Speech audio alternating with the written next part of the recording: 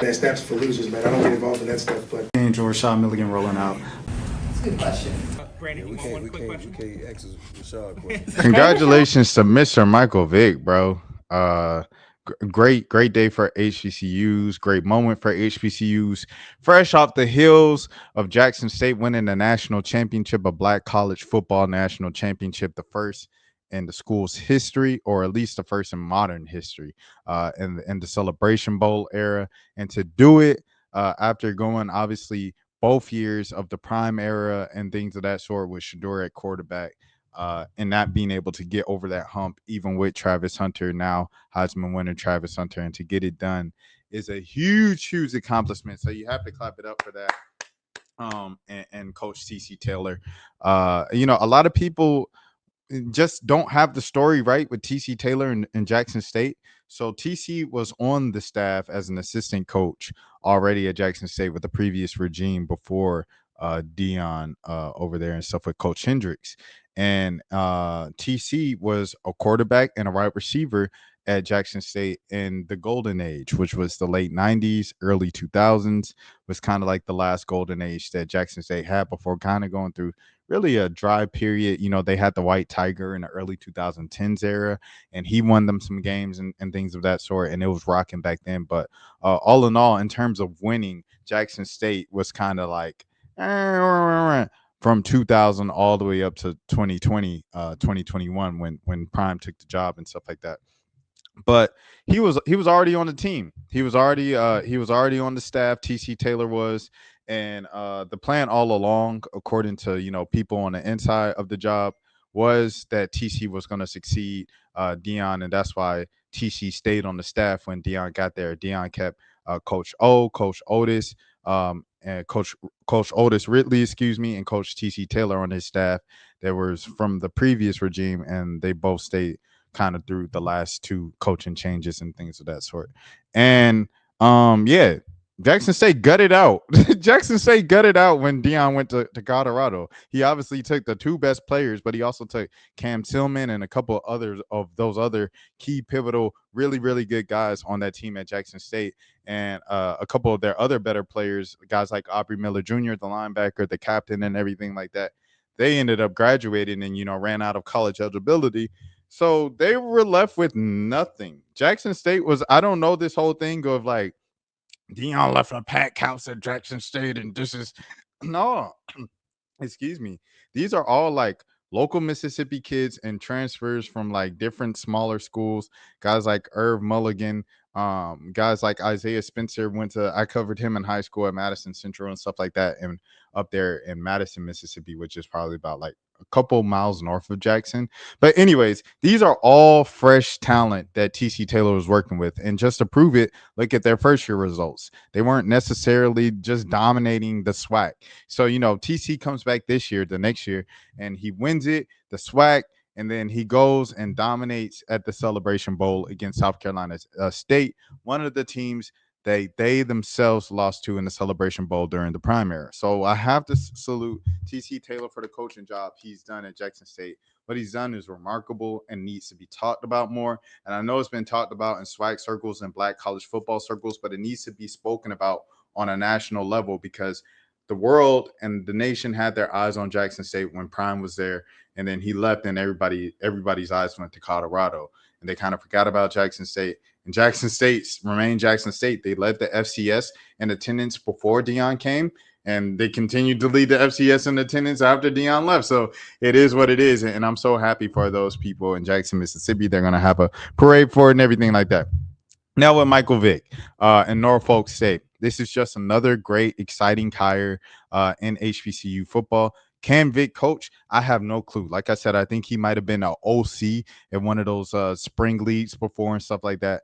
But I don't know if he can coach. I know he's given like I believe he had a show where he sat down with Black quarterbacks and they go over film and they just kind of talk about what they see there, and he gives them snippets and stuff like that. When you look at the latter half of Vick's career, post prison and stuff like that, the difference in this game really showed of his studying, of actually reading the playbook, going through the plays and everything like that.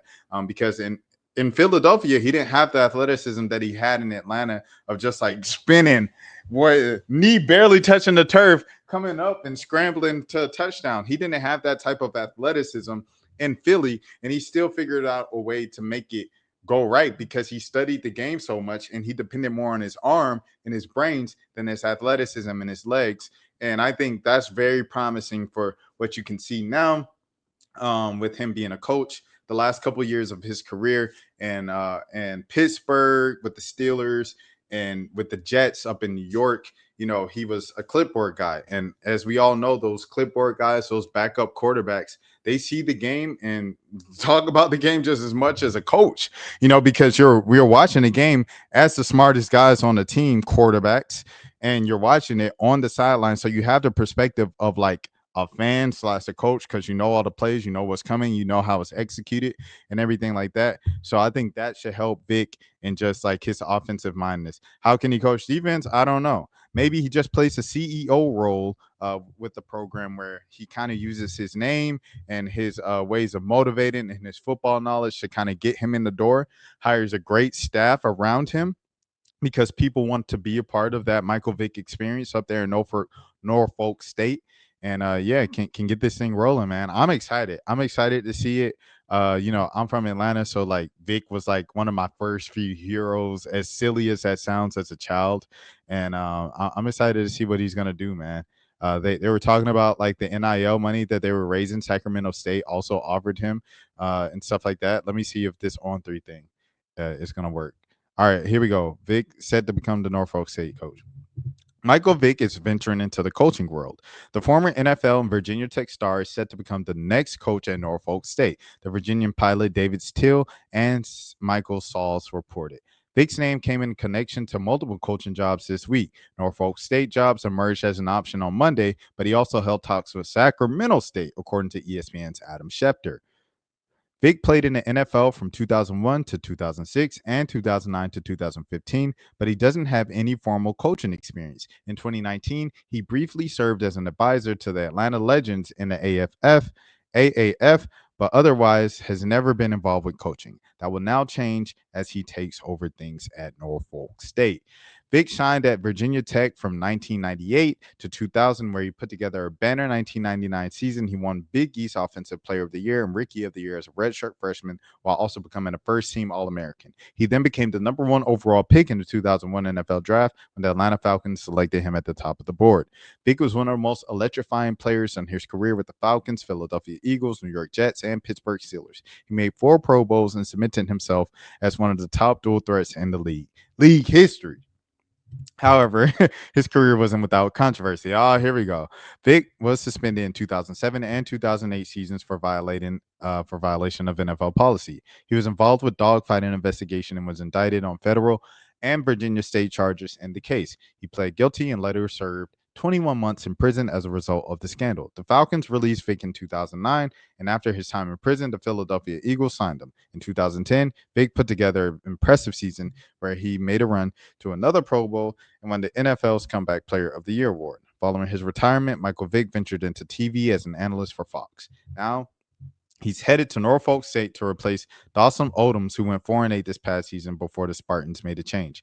Now, Dawson Odoms, another thing on that, he was a former coach at Southern. Then he took the Norfolk job. So, you know, and that just didn't work out. So now they decide to go with the celebrity method and stuff like that. We see it happening at Morehouse as well down the street with Terrence Mathis, the former Atlanta Falcons wide receiver, as the head coach over there. And then, of course, Tennessee State. How could you forget Tennessee State and what's going on with them? With Eddie George, he's turned that program around like tremendously. And you have to salute Eddie George for what he's done over there in the Nashville area up there at Tennessee State. Just a remarkable job. You know, they were struggling the first couple of years he was there. I was unsure of how long he was going to stay because he said he wasn't even considering coaching before they approached him. You know what I'm saying? So that was the one guy that I was like, oh, I don't know what he's going to do here. And he stayed the course. They lost the first couple of years and he stayed the course. Now they have a winning record. and they won. They were co-champions in the OVC, which is a non-HBCU league, a non-HBCU conference, in the Ohio Valley Conference. And yeah, man, I'm just proud of what he's doing, and he's got his son as well. If he's not already there as an underclassman, he's on the way as a Tennessee State commit. So salute to Eddie George and everything that he's doing at TSU up in Tennessee. And also, people are looking at Ray Lewis. Ray Lewis has been in the mix of a couple of those HBCU head coaching jobs. Obviously, the rumors were about him going to Morehouse a couple years ago, and before Hugh Jackson was in the rumors for going to Morehouse, before ultimately Terrence Mathis, the former Atlanta Falcons receiver, as I just said, was hired by the House, the Maroon Tigers. And then you have Teddy Bridgewater, who, just kind of dominated, played down there in Miami or Dade County in Florida and led his team to the state championship in the first season at the helm. He's a guy that, you could look at him being like, oh, okay, this guy wants to coach. And he can coach. And is a college going to take a chance on a Teddy Bridgewater? He's proved he can coach. This is kind of the same route that Dion was taking, where Dion was coaching his kids in Pee Wee, then middle school, holding middle school camps, and high school 7-on-7 camps, and then ultimately jumping into the college ranks and stuff like that. I like the way that he's doing it over there in Florida, Teddy Bridgewater, of course. So, like I said, congratulations to Michael Vick.